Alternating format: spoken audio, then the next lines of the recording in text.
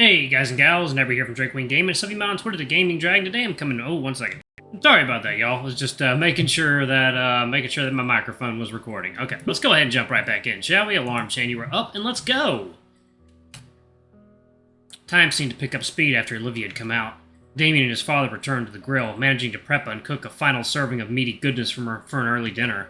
I decided I could go for a few seconds and a few scraps of this and that.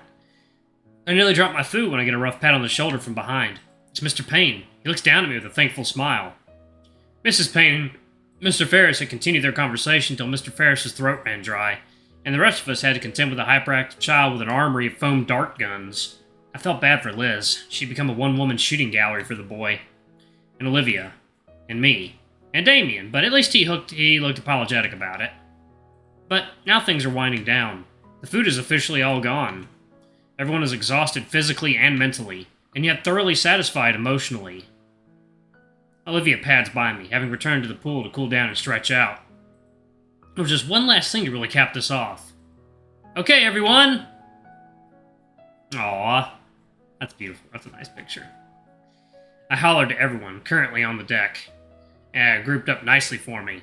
Looking through the viewfinder of my propped-up camera, I adjust the focus to ensure everyone is captured perfectly in the shot. Alright, on 3, give me your biggest smiles. 1... Wait! Olivia turns away from the camera, looking toward Damien. With a grin, Damien waves for me. Dude, you gotta be in this too! There's nods and words of agreement from everyone.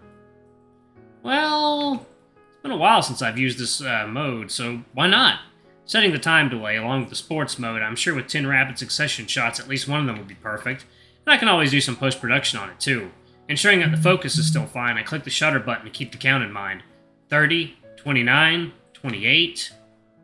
By 13, I've settled myself next to Damien above Olivia. Alright. 9, 8, 7... Oh, animation was good. Oh, I did not notice that. Ha! That's really good. I feel something wrap around my ankle and press against my back on 4. 3, 2... Wow! Fucking threw his ass in the pool. Oh my god. My camera flash goes off 10 times as I'm pushed over by Damien and pulled into the pool by Olivia.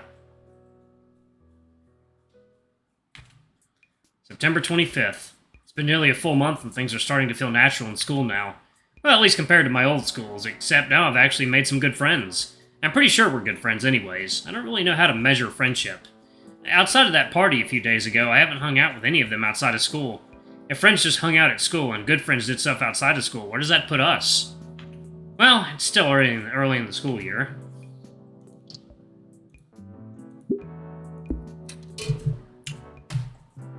I'll figure out the friendship conversion rate at some point, and it's not like I'm rushing either. Shades, focus! Living my current thoughts, I realize I've been in the middle of climbing a rock wall in the gymnasium. Huh, why was I spacing out again? Oh no. Oh, right, all the blood rushing to my head. Ah!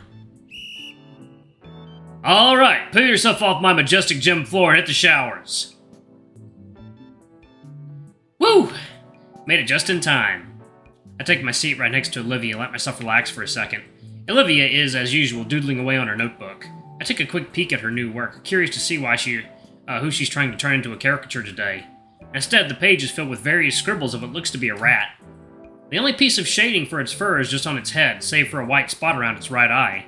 Looks like the same one she doodled on the note we passed around in history class. The mirrored mural shows it in various poses and scenarios, some basic and some pretty creative.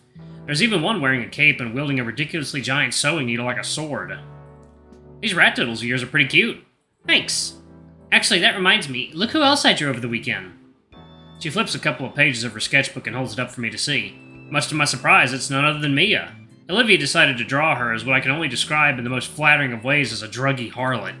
Her clothes are even more ripped than her usual attire. Her jacket is filled with all kinds of unflattering patches, and her hair is styled into a gaudy mohawk that only detracts slightly from her face full of piercings and rings. In fact, she has a couple of rings piercing her eyelids at the point that I think it would be impossible to keep her eyes open from their weight. And that's not even getting into all the tattoos that Olivia's drawn on Mia's face.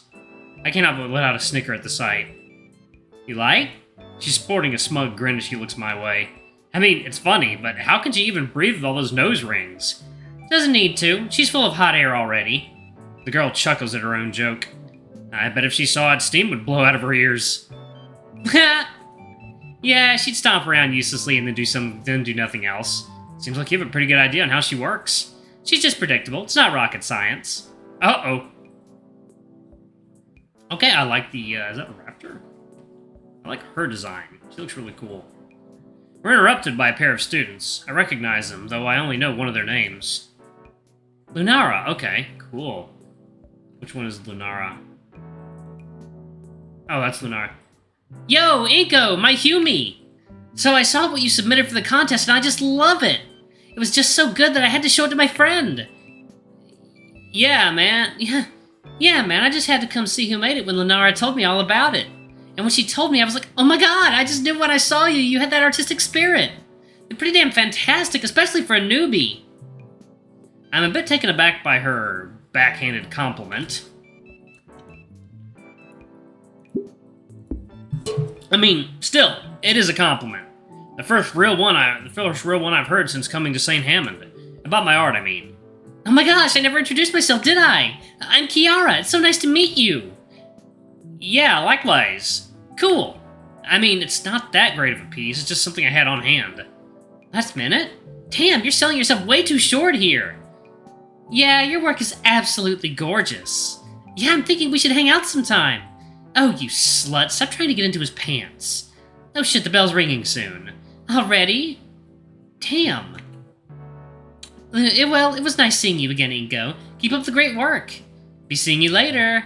Yeah, be seeing you real soon, Inco. I can't help but smile as my new friends wave their goodbye and depart. A heady feeling of joy washing through my head as I replay their words of praise repeatedly. In the corner of my eye, Olivia's smile reflects the overwhelming cheer I'm feeling. Though it seems to vanish the moment I look her way. Seems like you're becoming the talk of the school. I mean, I hope that I get some positive feedback about my work, but I didn't realize it would be that good. Olivia chews her lip in contemplation for turning to me. Say, Inco, can I see your submission? Sure, give me a second. Luckily, I'm prepared, as not only do I have my portfolio drive, but I finally set up a cloud drive for it. It's as simple as opening up the application on my phone and swiping the exact digital copy to present to Olivia. Ta-da! Consider it my magnum opus. Magnum opus, I finally got to say it! You keep a copy of it on your phone? I've got my whole portfolio in cloud storage. I thought it was a good practice from a couple artist blogs. So what do you think? Oh, Olivia squints at my phone as she does her best to formulate her opinion. It's, nice. The compost of it is really something. You mean composition? Yeah, that. You did great, Inco. Huh, getting a compliment from Olivia for my work feels a bit alien to me. But maybe, just maybe, this was the start of something new. Yeah, I can almost feel it now. Inco G. Nito, ace photographer, capable of capturing masterpieces through a photo lens. Yeah, that has a nice ring to it. Olivia must see my self-congratulatory grin, because her own drops. Alright, you did good, but don't let it go to your head. When the grin remains, she forces it off by elbowing me in the chest. Ah! Warned you. That's gonna leave a bruise. With that exchange behind us, Olivia and I get ready for class. As was the norm by now, Mr. Yedikin began class with some violent abuse of school property. Good morning, good morning. Now settle down, we've got announcements to go over. I sit back in my seat, suddenly feeling out the spot where Olivia smacked me to check. Yep, bruised. Sheesh. As the pale pterodon continued on reading from the announcement sheet like he did every day, I found myself lost in my own thoughts. Nothing really happens that I'd consider out of the ordinary, that things that are new, like the school itself, are finally starting to become mundane.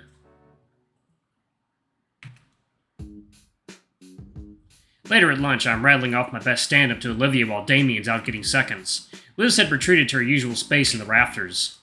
And then he says, "Oh, goddamn!" Olivia's hand flies to her nose, trying and failing to contain the snort-filled laughter.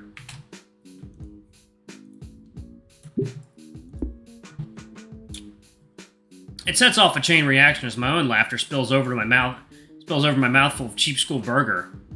Ha! God, you suck at comedy, Inco. Olivia drinks greedily from her canteen to alleviate her sore vocal cords. Is that why you're all out of breath? It was a pity laugh. Stick to photography. You got a better one?